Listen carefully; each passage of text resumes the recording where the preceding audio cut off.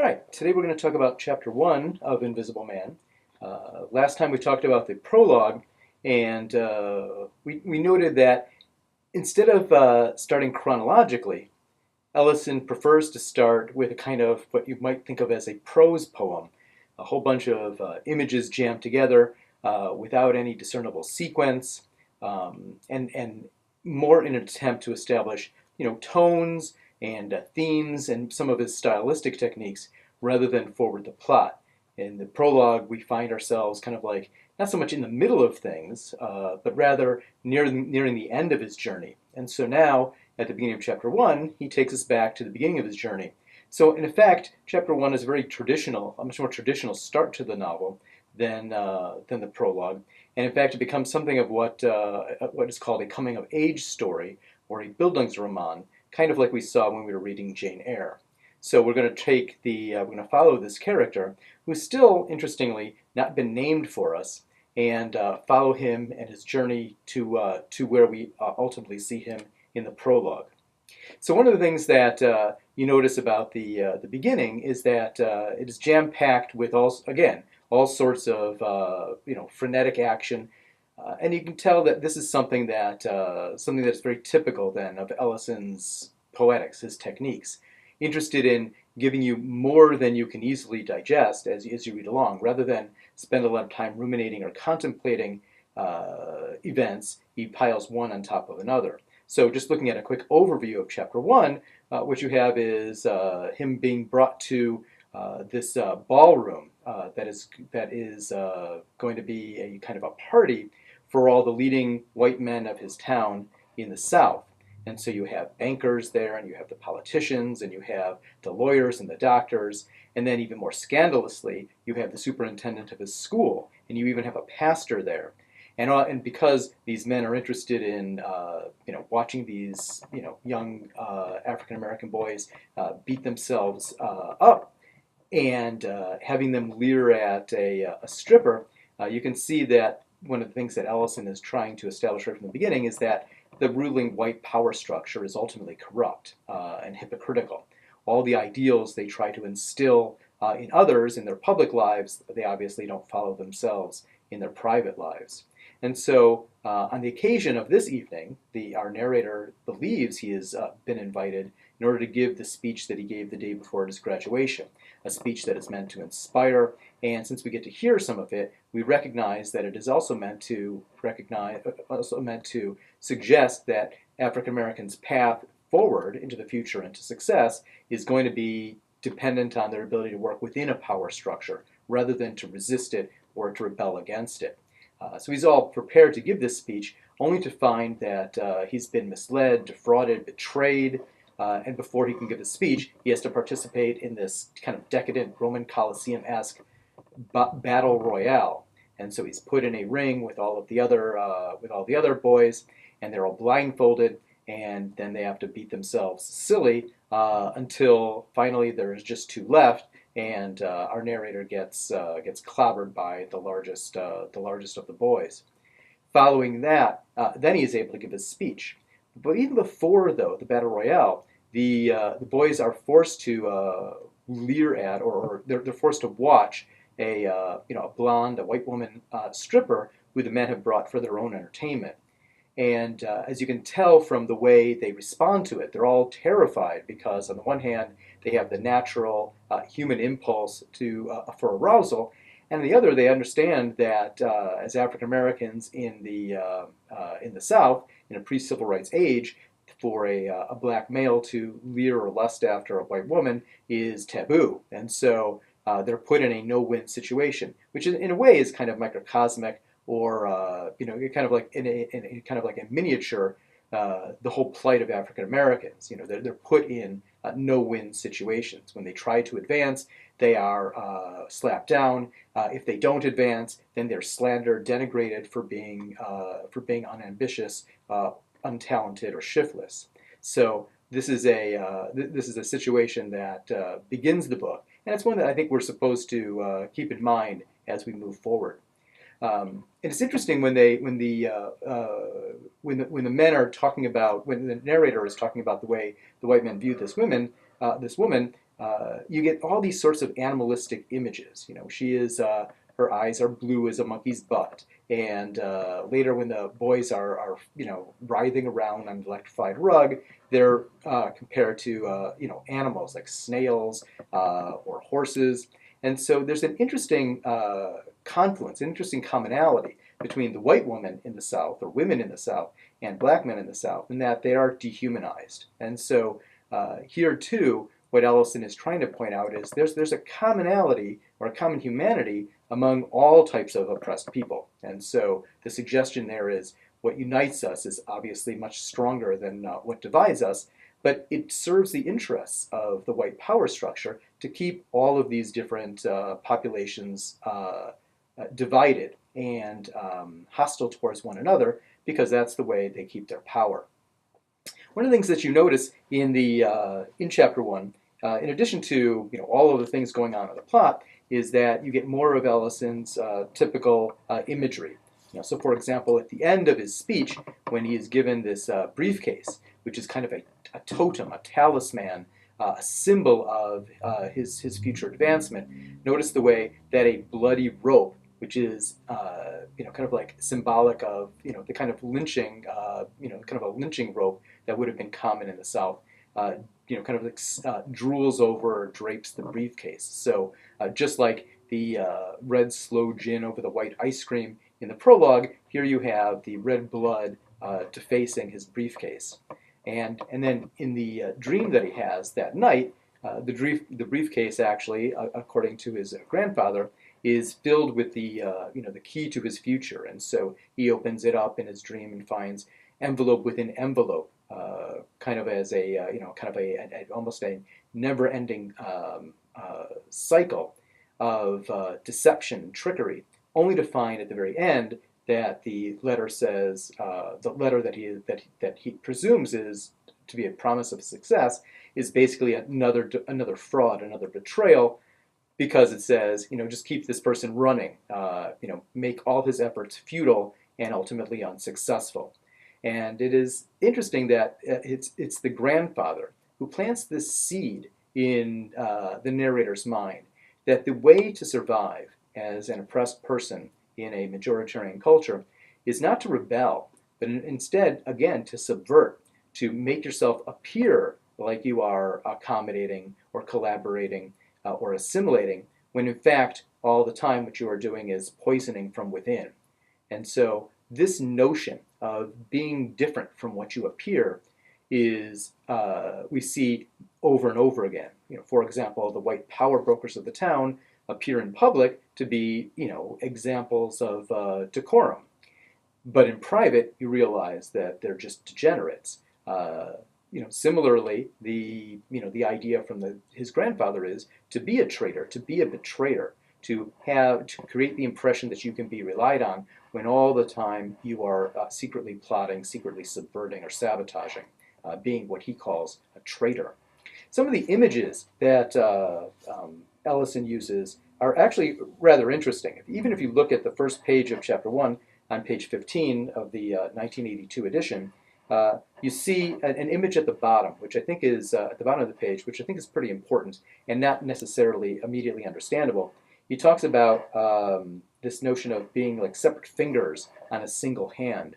That idea of all of us being individuals and yet connected, and all of us being more effective if we work together, and yet still maintaining our own authenticity, our own individuality, that idea actually comes from Ralph Waldo Emerson, who Ralph Ellison was named after. Ralph Ellison's middle name is Waldo. Not real surprise that he doesn't put it on the cover of his books, but he was named after Ralph Waldo Emerson. And so even before he was born, or even from his early infancy, there is this idea that this anxiety of influence that is imposed upon him. And we find Ellison's ideas even in the first chapter of his first novel. And so obviously it's something that weighs on Ellison's mind, trying to work with, kind of torn between developing or living up to that influence and then transcending beyond it. And so that idea of separate but perhaps unequal is an idea that Ellison is going to work through over the course of this novel. Another influence that you hear about on the very next page is this. We get the name Booker T. Washington alluded to. And Booker T. Washington was, if you don't already know, a famous black thinker and influence in the late 19th and early 20th century. And Booker T. Washington's notion was that black people can advance best if they work within the white system. So working hard, doing the right things, studying hard, saving money, investing, in their own enterprises. If they do that, if they make themselves respectable in the kind of like white Protestant work ethic sort of way, white people eventually will come to see that they aren't a threat, but in fact are productive members of society, and therefore ultimately come to accommodate, if not embrace them. This is the Booker T. Washington idea that the narrator believes at the beginning of the book and uses as his guide. In fact, at the end of the chapter, he's given a scholarship to the Tuskegee Institute, which is the Southern Black College that Booker T. Washington founded. And so you can see that at the beginning of the book, this is his notion. But you know enough about narratives to know that however a person starts at the beginning is not where they're going to be at the end. After all, if they don't learn, what's the point of the story itself? It doesn't really move from one place to another. And so if he's starting with Booker T. Washington as his guiding star, then you can probably be pretty sure that his ideas are going to transcend or move beyond that. And you kind of know that that's true anyway, because Ellison gives the game away by having us see him at the end, which he puts at the beginning in his prologue. In addition, in addition to all the dehumanizing imagery that we see, and this notion of hypocrisy, this idea that people aren't what they seem, but in fact are exactly the opposite. You also get this tonality of something that is tragicomic. The book itself is not necessarily a tragedy, nor can it be classified as a comedy. It's really something in between. And you can see good examples of that, for example, on page 20 near the top.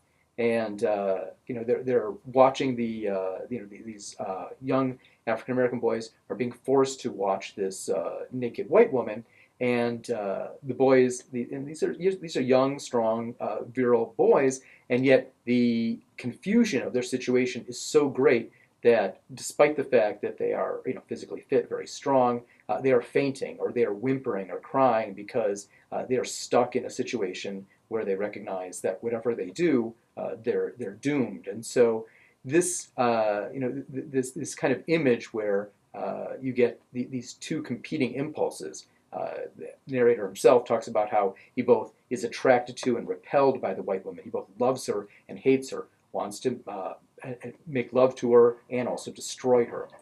So these sorts of competing impulses, this movement from tragedy to comedy and back again, is the same sort of confusing, disorienting tone that we see Ellison try to establish in the beginning. In addition to that, you get to see the fraud that is perpetrated, the cruelty that is perpetrated on the African Americans by the white power brokers in the town. And one of the things that I think we're meant to consider is if the leading authorities are morally bankrupt, then are we living in a time of chaos already?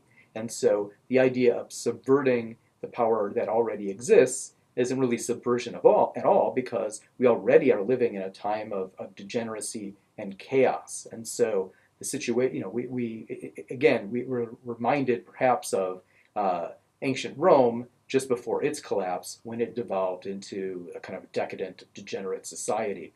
And Ellison seems to be suggesting, with this Colosseum kind of battle royale, that that's the state of America in the in the pre-World War II era. Finally, it's probably worth noting that despite all of the indignity heaped upon him, that what is most important to the narrator is that he preserve his dignity. even while he is fighting, he's thinking about giving his speech.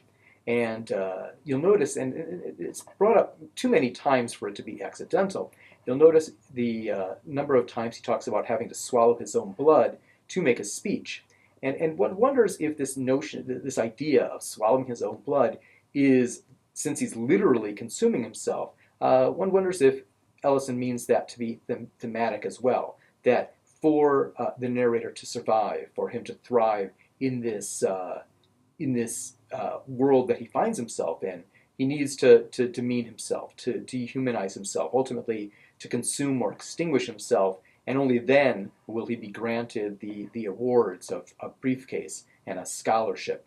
And you know that the idea of dignity is important, even in the least reflective among the African Americans, because if you remember, in the final battle between the two survivors of the Battle Royale, the narrator asks the larger boy to pretend to take a dive, to pretend to lose, and then the narrator will give him all the prize money just to end the fight and to preserve himself. And the larger boy says that he's not interested in doing that. He wants to beat the narrator. And the narrator asks him, "Are you doing that for them? Because that seems, they seem so unworthy of such self-sacrifice and or such self-abuse." And the larger boy says, "No, I'm doing it for myself." And so even there, this idea of affirming oneself is of central importance. And finally, the chapter ends with the narrator giving his speech. And notably, at one point in his speech, he uses the wrong word. He makes a kind of a Freudian slip. And instead of saying social responsibility, says social equality. And all of a sudden, the hilarity among the white men cease, because they are shocked by this idea and appalled, and give him a chance to take back that word. And immediately, the narrator immediately does and says, no, I didn't mean social equality. I meant social responsibility. Or instead of the idea that blacks and whites should be equal, the idea I really meant to say was it's the plight of black Americans is on themselves. It's their responsibility to raise themselves up from the situation they find themselves in. And if they don't, then it's their fault. And so even at the end of the chapter, at that kind of pivotal moment, you see Ellison's character playing with this idea. Anyway, those are among the larger ideas in chapter 1. It's probably worth your time to spend some time thinking about what are the various images, how Ellison creates ideas through language, through his use of scenes and pacing of the scenes, the juxtaposing of various scenes, the images that he uses, the language that he uses. Think about not just the plot, but think about Ellison's writing style and how that reinforces the sorts of ideas that he wants us to consider as we move forward. Next time we'll talk about chapter 2, and it's a long chapter, so we're going to do this in 2 parts. So read the first half for next time, and then we'll do the latter half the time after that. And that'll do it.